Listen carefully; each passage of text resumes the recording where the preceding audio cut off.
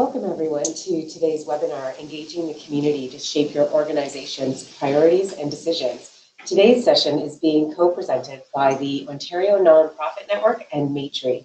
I'm Leila Sarangi, Manager of Policy and Programs at Women's Habitat of Etobicoke, and I'll be your moderator for today. I'm privileged in my role to be able to work with diverse communities and organizations to facilitate processes where meaningful community engagement can take place. With Maitree's Civics Exchange program, I examine power, privilege, realizing and accessing rights with participants in this type of community engagement work.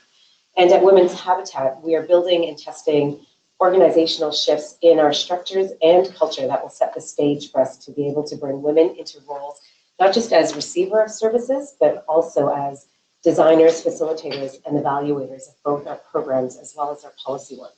So I'm very excited to be here today with this distinguished panel, whom I'll introduce in a moment. But first, I just want to share a few technical considerations.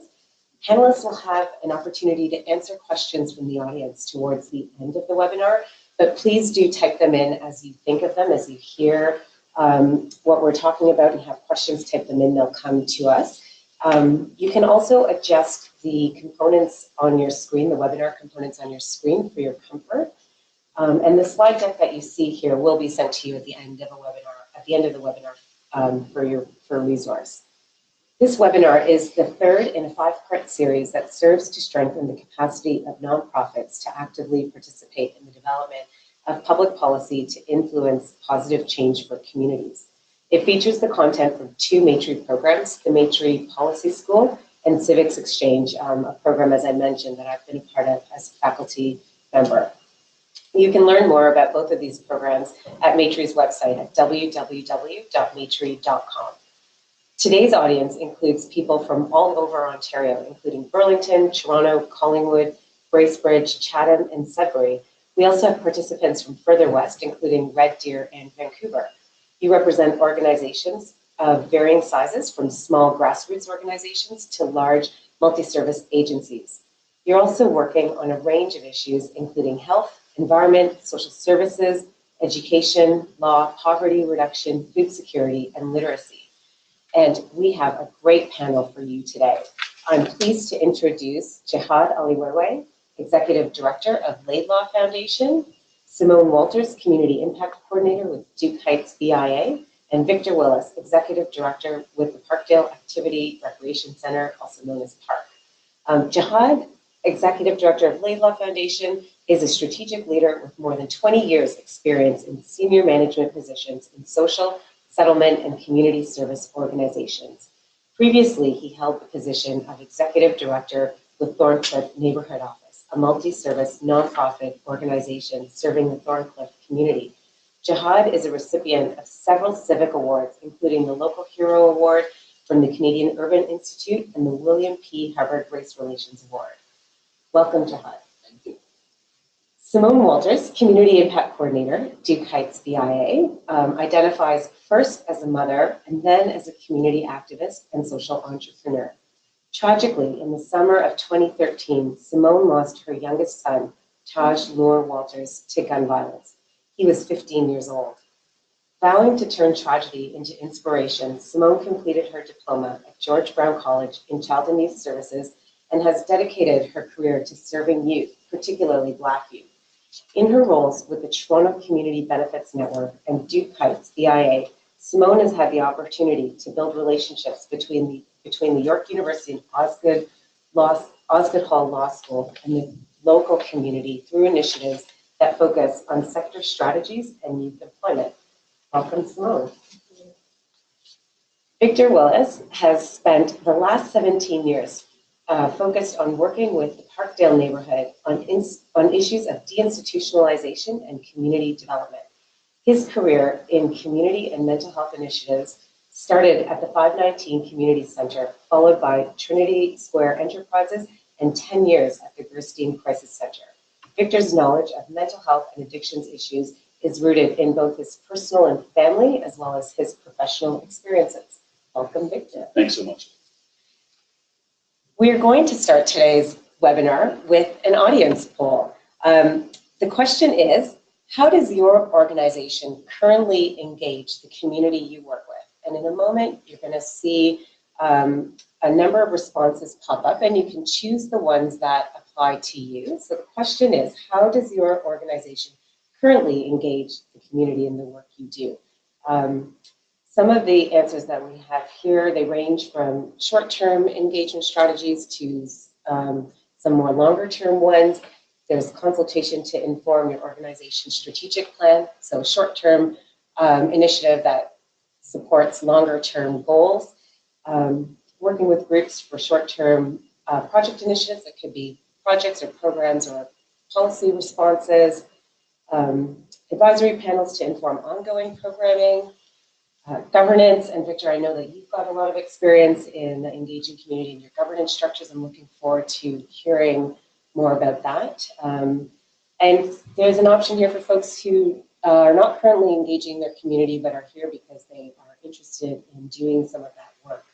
And we can see some of these responses coming through. And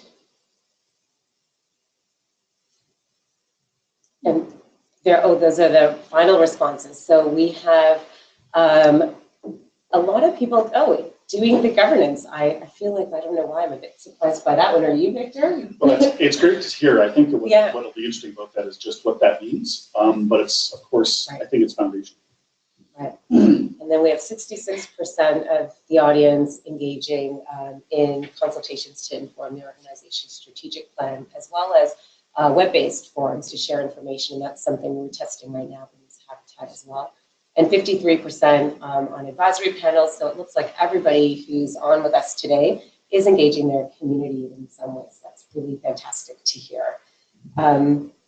Today's webinar is in many ways an extension of the conversations that we've had at Civics Exchange, where as staff of community-based organizations, we've explored our relationship with residents, talking through power and privilege and equity to seek out better ways to include people in our work and decision-making processes. So for our time together today, we've worked with the panelists to come up with 3 key ideas around engaging the community to shape your organization's priorities and decisions, and the panelists will each have a chance to respond to each one of those key ideas.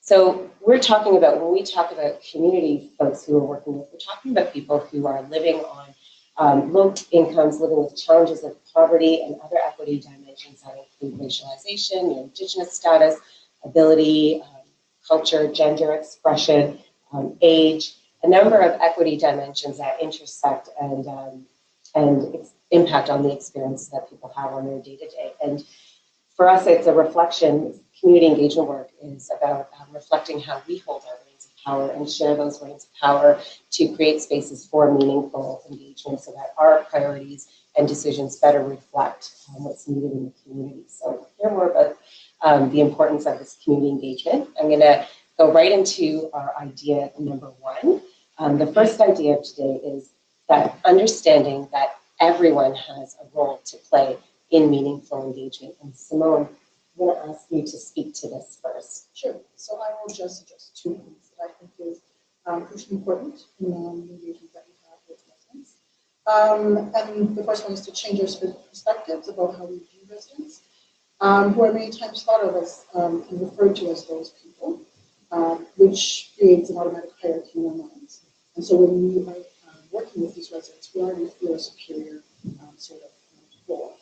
And the second thing is to meet residents where they're at, physically, emotionally, and mentally. I've often shared with my story that when I was attending school, completing my CYC program, my son was tragically shot and killed. And so, as you can imagine, that took a toll on myself mentally, physically, and emotionally. And I had to take a year off of school. I returned a year later, and without the teachers and those who had believed in my ability, I would probably not be here today. And so it's all about us seeing residents as assets and as a part of conversations, as stakeholders and as partners. Thank you very much. John? Well, that's great. Thank you. I truly agree. And I think I'd like to begin with saying that there really is no one way of doing this right or left. There is really a number of to try it and keep at it. So it's a really engaging process, but at the heart of it is what Simone mentioned, really to view people as partners in building and developing an infrastructure that supports community engagement. They're not passive recipients of services, they're active players in making our communities and cities better and more livable.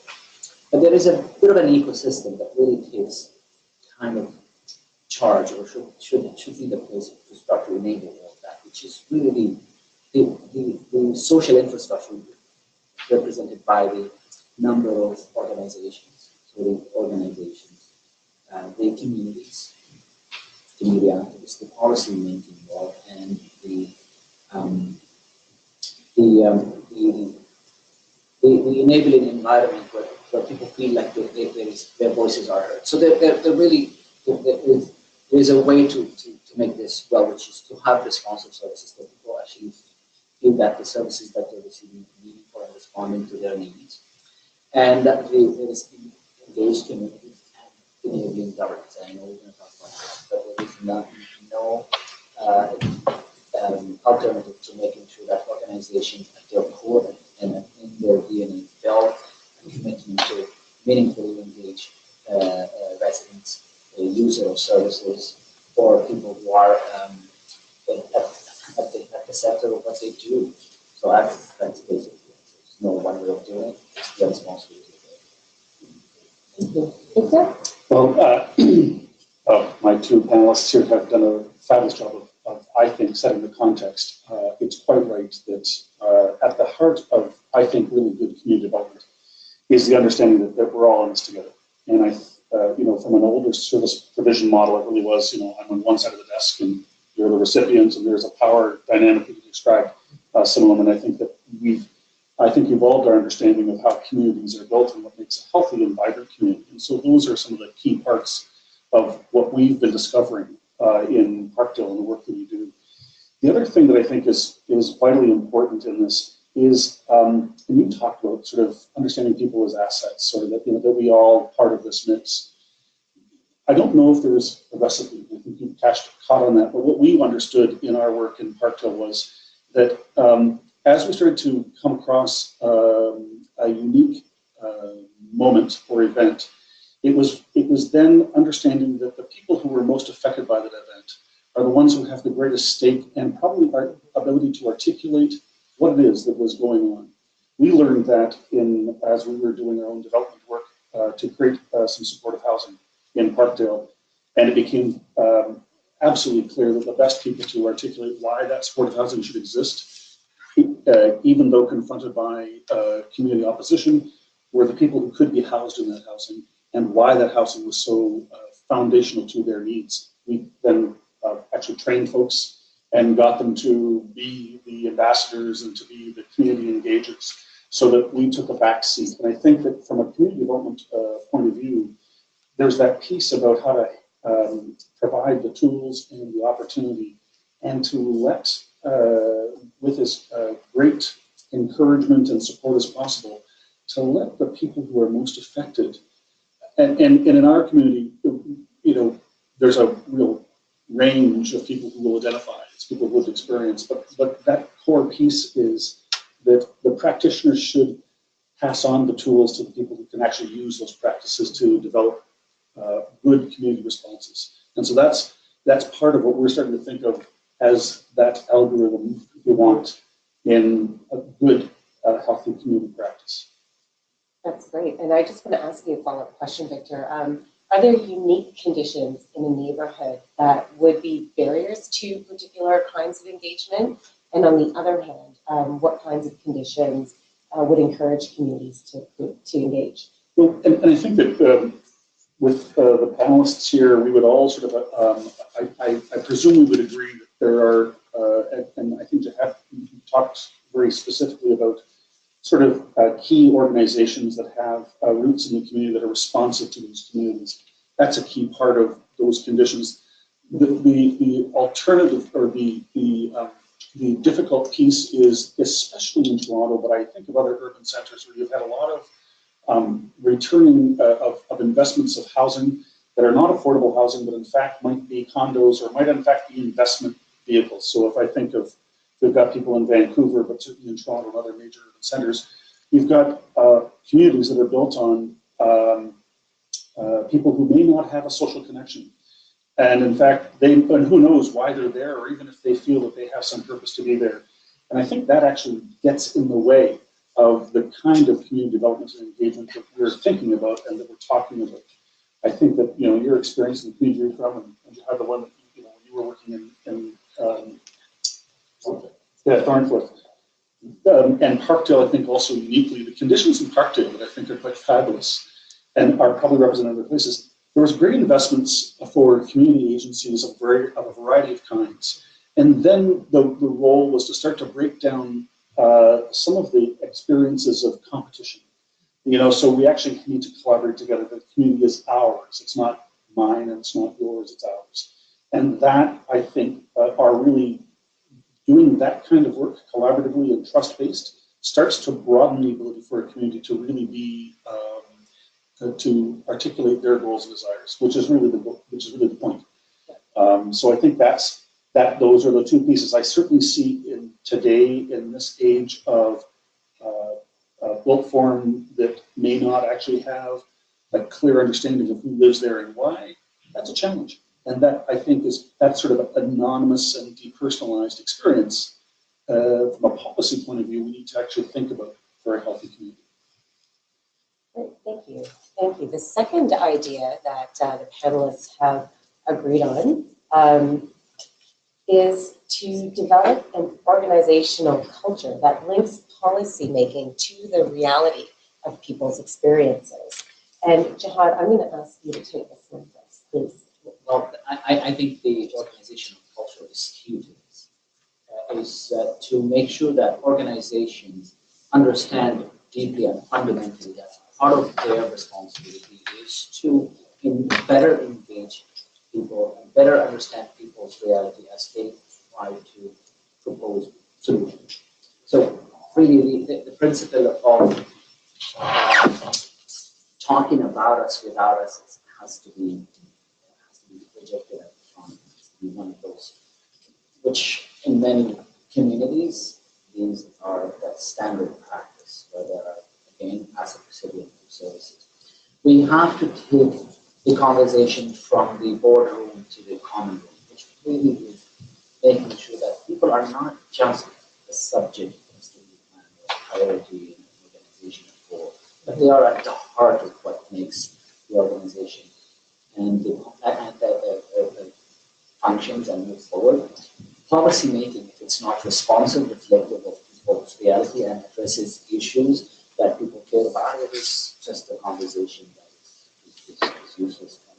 And that is unfortunately a lot of the, this is why we continue to have significant serious social issues year after year. It is not a coincidence that a lot of the well-known organizations, charities, social service organizations were founded by activists, people who were actually in the trenches, who understood the importance of engaging systems. And they ran soup kitchens, but at the same time tried to address the issues of poverty, as an example. So I think it is an important function of any organization to build a culture that enables engagement, enables deeper understanding of realities, to be able to be an advocate for these communities. And I would like to point out the example of Thorncliffe again, where we had a board that really wanted to understand the realities of the community a little better. Did a superficial exercise of needs assessment, but through a process of engaging with few activists, decided to understand at a meaningful level what does it mean to really be a community, an organization that engages communities. So the concept of community development came up, and we talked to Tony Boston and others and his colleagues at Public Interest, and they did this incredible report that I invite everybody to ask to go to. I think it's at Thorncliffe's website to request it and read it. I think Tina probably posted it. And it really provided very basic definition of what that means, but it provided also practical ways of incorporating changing function.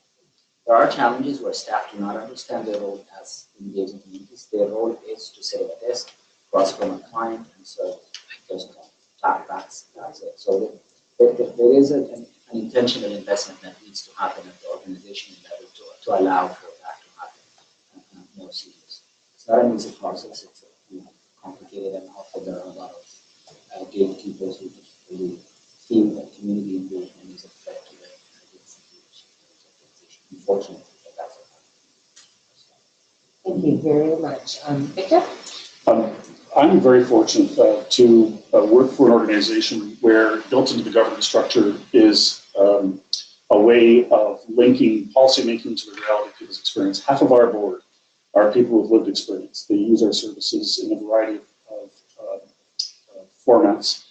And so the other part is that we have people with lived experience throughout our organization. Probably more than 75% of the people who work at Park are people who have come from a variety of the experiences that we provide supports to. Many are people who walked through our door 20, 25, 30 years ago and are now in leadership roles. That is a motherhood piece that was built into the design of Park. I also sit on a number of other boards, and I understand there is sort of a range of the expectation of I think representation, and certainly of activists being part of it. I think you're quite right, Jeff, that is an important piece that gets lost. The biggest challenge, and I think that it's so appropriate that ONN and Maitri are hosting this conversation, because in today's environment, there's such a push and a demand and I think, pressure for organizations to try and get funding, meet all the policy pieces that are expectations. And let's look at one of the positive things. Bill 148 is a hugely positive piece of legislation, and a number of organizations are struggling with their ability to actually meet the expectations of that really good policy. So you then start to get a variety of experts on your board and to represent all of the needs of a good, healthy, and well-run organization. And at some point, the culture shifts. And so, and I think it's sort of that in the evolution of organizations. And so how do you create that sort of balance? And I think that once again, there's no one recipe for it. I think that the more that you can in fact find ways to include and absolutely make sure that the people that are receiving services are also there to evaluate them, that there's an ability to complain, and there's an ability to offer good, positive advice about what works. That's the culture that you need to encourage. That makes that link, and that I think will be part of the way that we move forward in an ever-changing world of potential challenges to the civic culture that we're trying to develop with the organizations that we're talking about. Thank you. Sure. Well, I thought this question was very interesting when I saw it, because I appreciated the civics exchange program that I had gone through with Maitri, only because they had really connected civics with the work that we were doing at the time. And for me, who had worked with the Toronto Community Benefits Network and who was doing advocacy on behalf of others, it was the first time that I had ever been in a space where I was speaking to policy and policymakers and so forth. But it didn't really reach home to me until I was actually doing the civics exchange program, where I saw that it wasn't only that I was working on behalf of others, but also that I was working on behalf of myself as a citizen. Because the community that I was raised, we had no connection to civics and policy, and we didn't view ourselves as individuals who could change anything at that point. But how crucial it is for those who are farthest away from power to be involved, because decisions that are being made are usually being made without them. And so people who are farthest from that sort of power and policy usually are the ones who are most affected by it. And so if we begin to change the culture in organizations, then we can also change the culture within the residents that we work with, that they would view policy and so forth in their own lives and be able to connect that to their everyday living, which is crucial. That's great. And I just want to ask you a follow-up question. In some of the work you've done on the ground in engaging communities, where people feel intimidated by the current processes, what are some of the strategies that you've put in place that, you know, either have worked really well or maybe didn't work so well, but what have you learned from, you know, having to reframe your strategies to engage a broader scope of people? Sure. So first of all, the fact that we must view our interactions as a shared value. And that as we interact with others, we are teaching others about our own knowledge. For those workers who are coming in to work with residents, you know, they come with a certain amount of knowledge and understanding, but residents also come with their own knowledge and understanding. There's no one who could better speak to my experience than I can. So we talked about this as well, is that I'm best known about my experiences and can speak to that. So when we're working with each other, we must work as a collective. I just recently had an opportunity to do the Creating Opportunity Summit. Oscar had approached me and asked that we partner with Toronto Community Network this year to do the Creating Opportunity Summit. And for me, the very foundation of the summit is going to be, we're going to create a platform for residents. And not residents who are generally in a position to speak, but residents who are farthest away from that sort of platform. And so we called upon others who had gone through drug issues or poverty. We called on young people who were in the system at one point, and we gave them the opportunity to speak to that experience and to share that, and to be in the room with a lot of other powerful people, but to know that they themselves are coming from a power that was to be respected. And I feel that it was successful. We did have a lot of great feedback from most of the people who were there. We also heard from those panelists who shared their stories that, you know, that was not something they had ever thought they would be able to do.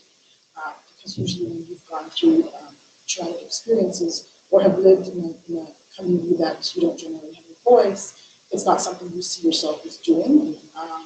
And so they gave feedback as to, you know, they were now going to go out there and be empowered to share with others their story, and also to be able to build themselves up from the very ground. That's fantastic. Congratulations on that. And then the third idea that the panelists have agreed on is to link community engagement to the long-term strategy. And Victor, I'm going to ask you to speak to this first. Thank you. So in Parkdale, we, as we started to understand that within our organization, we had started to develop that sort of culture and the link from engagement to long-term strategy.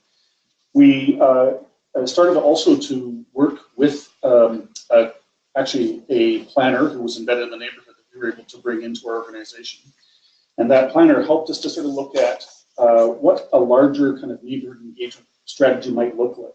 And I think that what's really important about that is that neighborhoods are very organic. They have lots of moving parts. They have lots of, you know, players who have ideas, experience, and desires for how they think the neighborhood should be.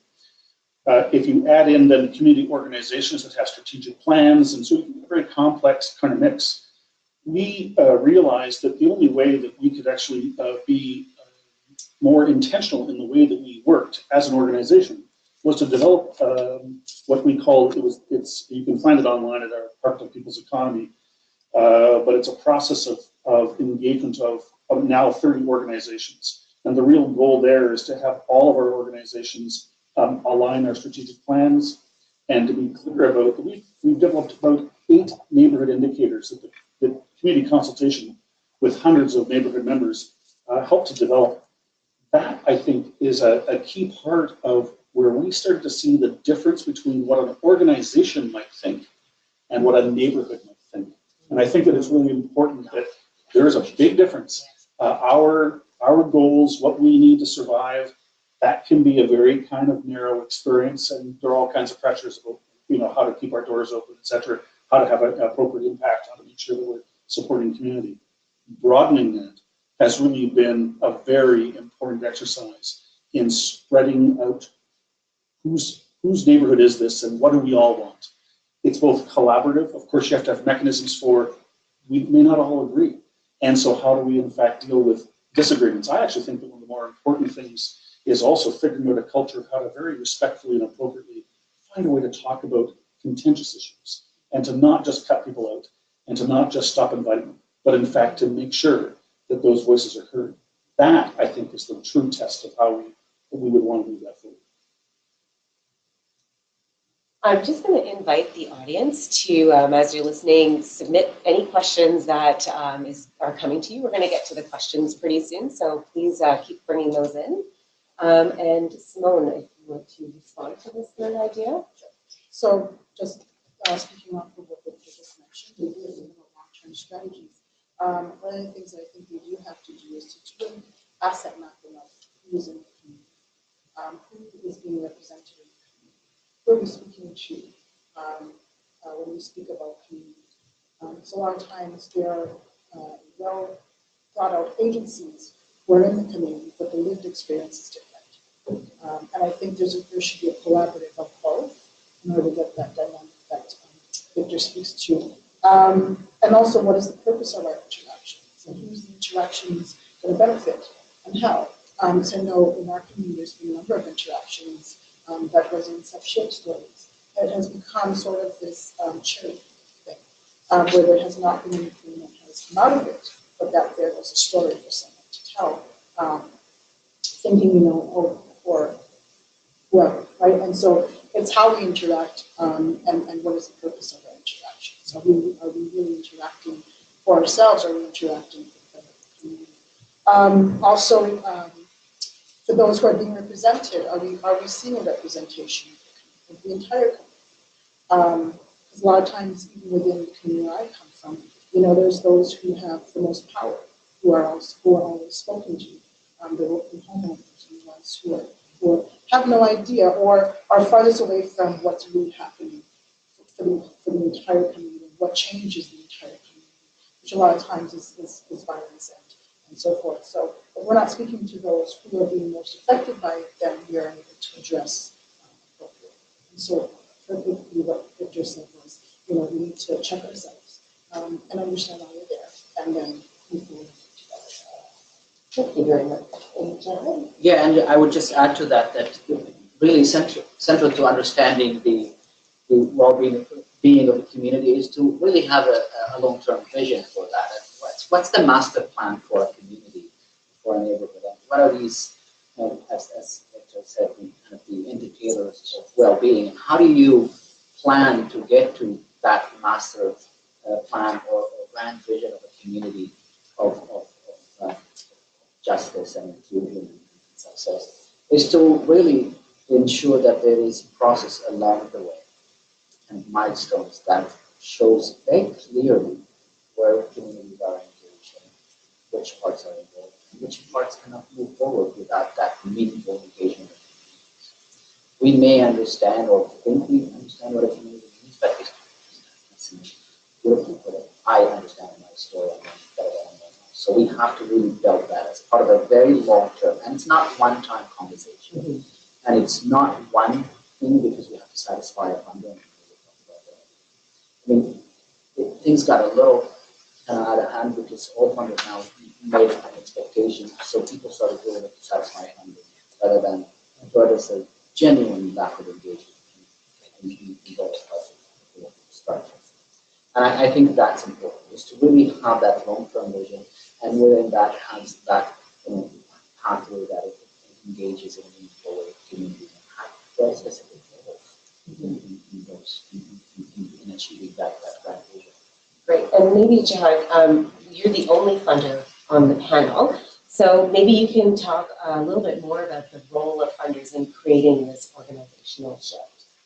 I would maybe mention three things, but first and foremost, funders can do really one thing right, which is to provide resources. Mm-hmm. So making sure that resources are available for initiatives that allows for that meaningful engagement.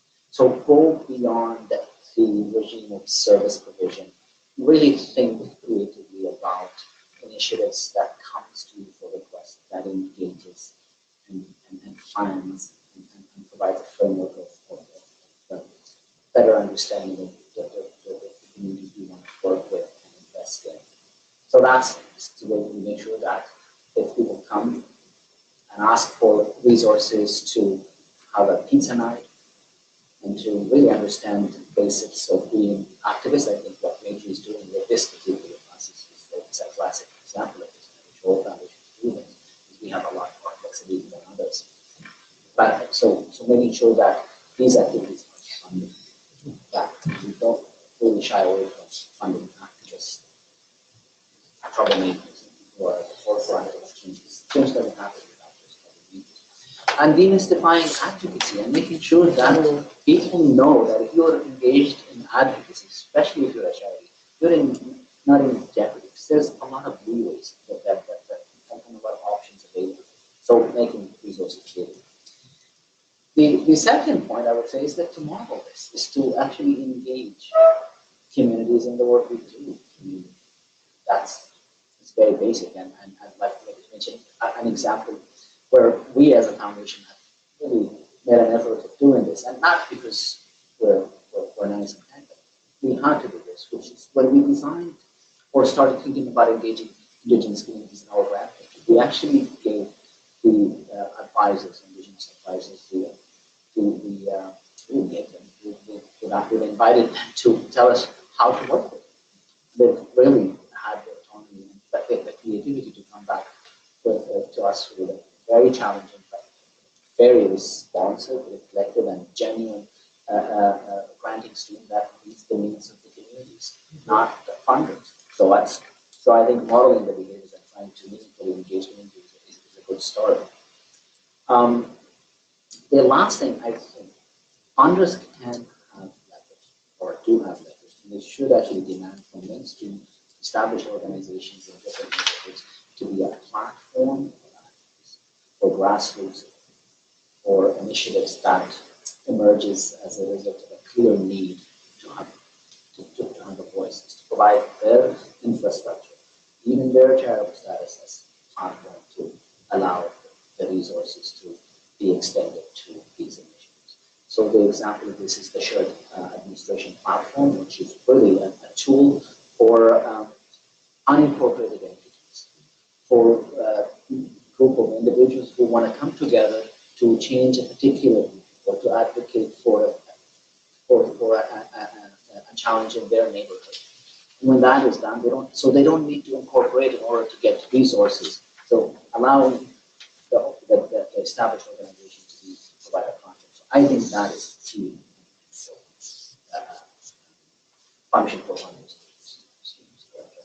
And can you tell us how Laidlaw got to that stage? Because I know that there was an organizational shift that your foundation went through to achieve this kind of work. So maybe you can talk a bit about how that process happened. Well, I historically, Laidlaw Foundation has been really progressive in this and had and continues an understanding of the need to be involved in the community we want to work with, whether that was when we were actively funding the environmental community or the arts community. We've always been very active participants in the decision-making process and the allocation. So that the model has progressed.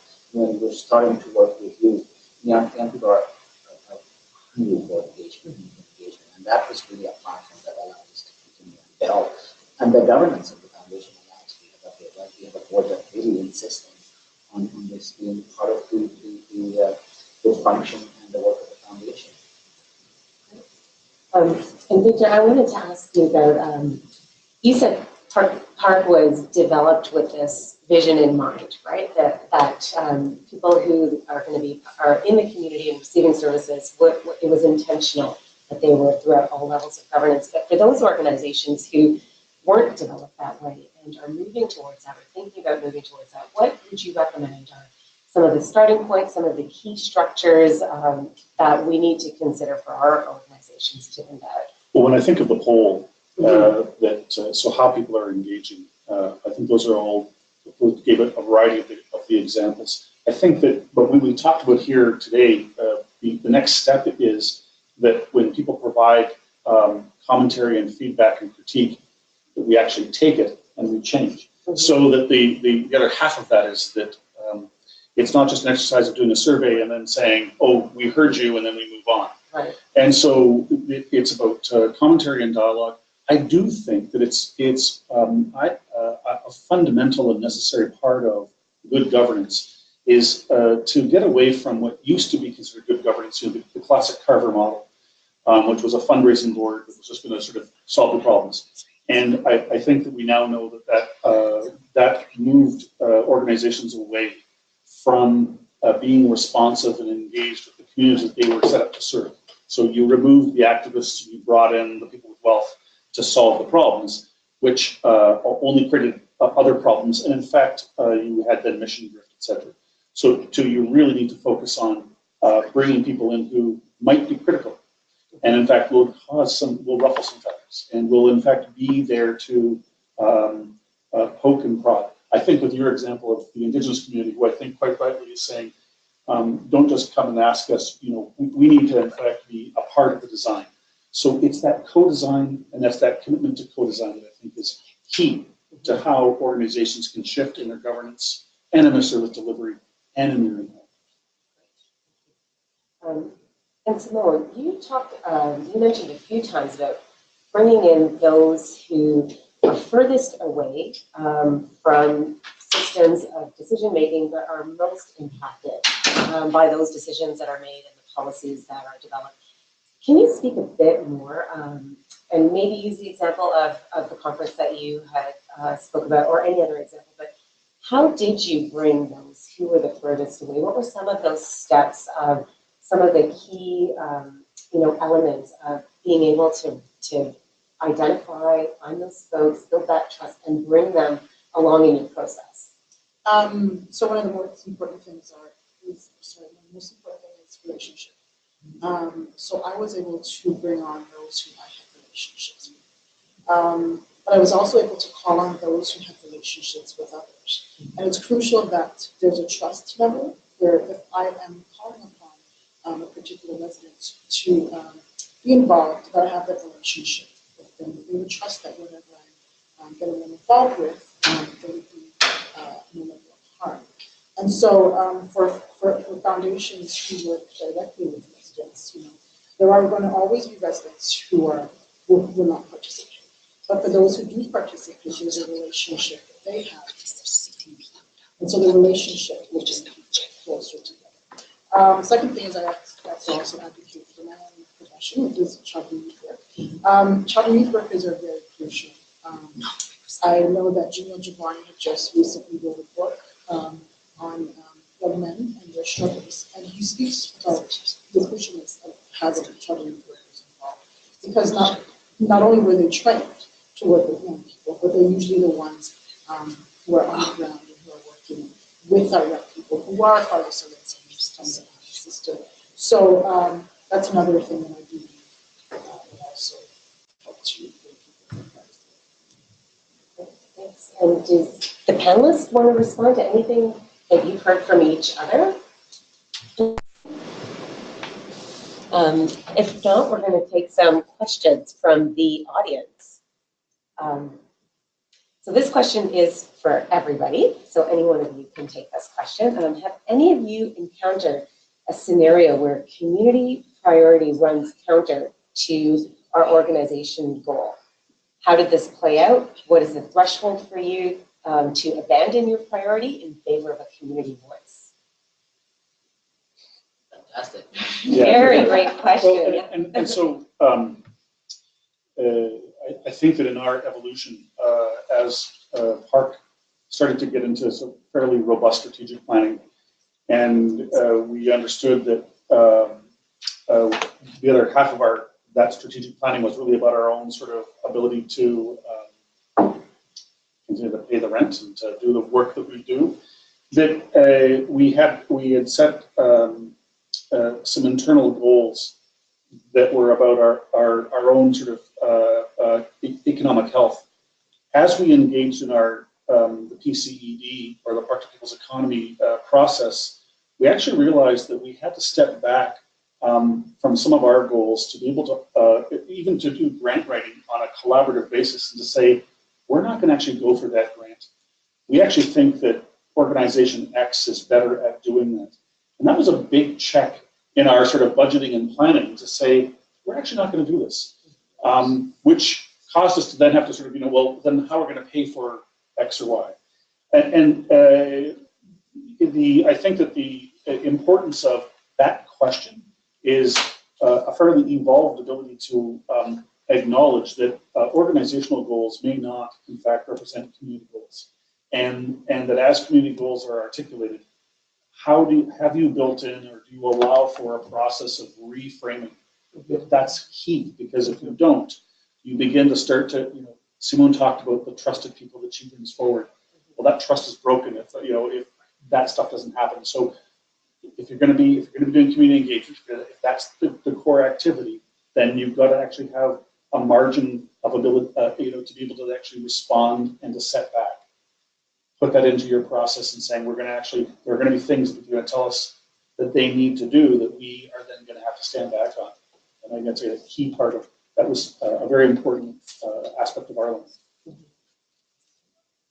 I think you have to go into this knowing fully well that the community priorities might be very different that they want to accomplish. So I've encountered a couple of examples where actually some of the findings and recommendations and demands of the community not only run contrary to what we thought was the issues that we used, but also challenged our own assumptions or our own budget process and what we've been telling our board we want to do. And the first response was to pretend that we didn't really hear that inside, that maybe allowed us to ignore the really as for maybe 6 months that they up in our faces. Right? So I think the main point I would take from that excellent question is that you have to know that you're more likely to encounter, if not contrary to what you do, things that will challenge you. So as an organization, you have to embrace this, knowing that you have done things in the past that were not likely. This is an opportunity, even if it comes as something against your core belief as a service provider. So I think that, and it's courageous. It's not easy for organizations to start saying, okay, what we've been doing, what we've been used to is not exactly how the community wants it. That's a great realization. What you do with that is really different. Simone, did you want to? Sure. So I think one of the questions to ask is, are we truly making an impact? And to have a real evaluation on that impact. Not evaluation that checks boxes, but really asks the question, what is it that we are doing that is or is not working? And to then go ahead and figure out what is it that we should change and what is it that we might want to keep the same. But to really ask the question, is what we're doing making an impact? Thanks. So for the audience, we still have a bit of time left, so I'm going to encourage a few more questions. I have a couple here, but please do enter in some more. So the question I have here is that sometimes engagement relies on representation. To pick up on Simone, you had made an earlier comment, how do you practically make sure that the broader community is represented and not just a few, just a few select voices? Okay, so again, it's doing that aspect. It's doing that with the residents who are in the community. It also means sometimes moving our desk and figuring out who we're speaking to and who we're not. But residents know best about their own communities. I mean, if you come into my community, I can probably tell you the range of people who live there. And so I can tell you whether there's a voice missing or not. But that's only if we work in it and if we have that relationship. But to do that beyond the desk work, because that's what it's going to take sometimes. So, And are funders asking those questions? I think the challenge of representation is real. I think it's more important to insist on a process or a framework that allows for people who are on the margin. But we also have to understand that activism and the passion for public good is not everybody's bread and butter, or it's not and there are people who actually feel intimidated by the prospect of being not open. It really takes a lot of courage for people who have been historically marginalized, or their voices have been silenced and absent to them to continue to insist on voice. It takes a lot of courage, and we actually have to make sure that we continue to enable those voices. So that allows for others. The fact that the vast majority of people are not involved in the process of improving their lives, that shouldn't stop us from saying that we're not healing everyone, let's not do it. And I think that's been a classic case of mainstream engagement with the indigenous communities. We don't really know what that means, let's not do anything about it. I think we should start the process, or be open and demystify it. And we should insist from mainly policymakers and organizations that they are supposed to be doing this to make sure that there is a process forward, that they are able to actually provide also training opportunities. I mean, yes, Nature's program is a good example of that, but who attend that is not able to attend this, and how do we bring that into communities where we enable voices that are conscious and aware, but they're really not, people are afraid to speak for a number of reasons. So we actually have to be mindful of that. So I'm not too preoccupied with the need to satisfy a definition of what representation or true representation means. I just want to make sure that there are individuals in positions of power and so they are able to articulate this. So I'm fine with someone like Victor who's quite do as you can get. Speak on issues that speaks to me. So that's, you know, I mean, the representation is one issue, but it really is understanding and experiences of people that you want to engage. If I find welcoming environment from people who may not look like me or have the same name or accent, I feel a little more comfortable saying, okay, they're speaking my language. I think that's a better way of addressing representation. This is a historical. I actually think the question also speaks to especially communities that may not have a culture of developing voice and allowing voice to be present. And certainly within the mental health work that I've been doing over years in a variety of communities, you then started to have some of the usual suspects speaking for everybody.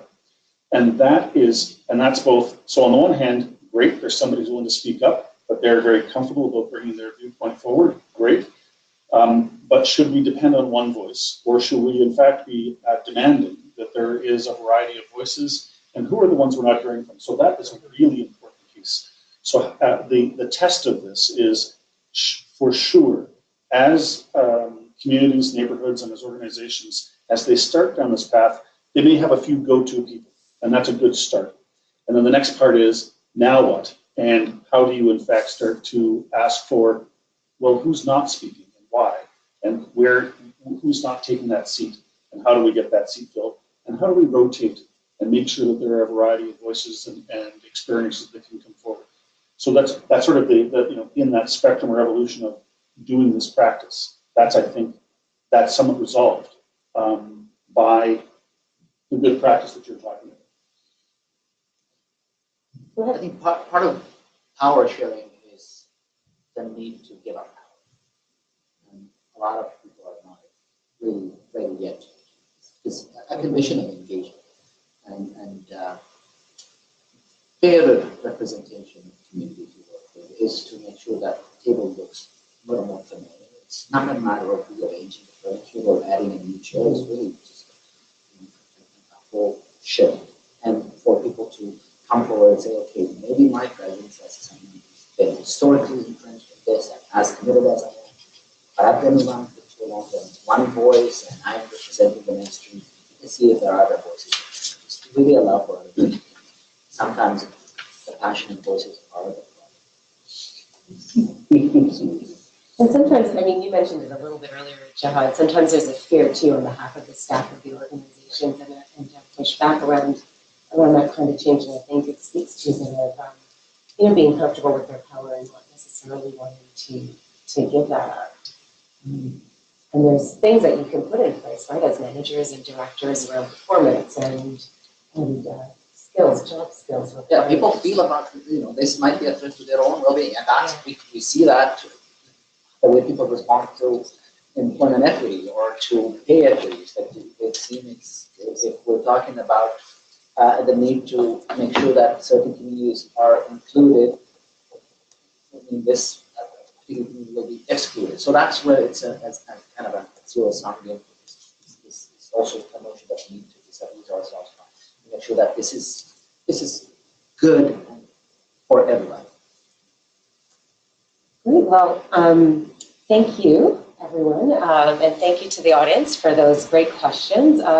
It's been so great to hear about how we do community engagement work from a number of different levels, from the on-the-ground organizing real strategies to engage those who are furthest away from the decision-making processes and bringing them in really meaningful ways, to creating structures within our organizations to ensure that there's space for that to happen. And then, of course, the real resources that come to fund appropriately this kind of work and the role that funders can play in doing this and supporting this work. So the slide decks will be emailed out to you. You can see now there's some additional resources that the panelists have provided. So all of that will come your way via email at the end of the webinar. And I really want to just wholeheartedly thank the panelists for being here. There's decades of experience and good work, and thank you for taking the hour to share it with us. Thank you so much to the audience for joining us today, and for your commitment to doing more of this kind of work. I hope that you've been able to learn some strategies that you can go and test in your own neighborhood and your local responses. And a real deep thank you to the Ontario Nonprofit Network and the Maitrey for providing the space for us to have this conversation. So thank you so much, everybody, and have a great afternoon.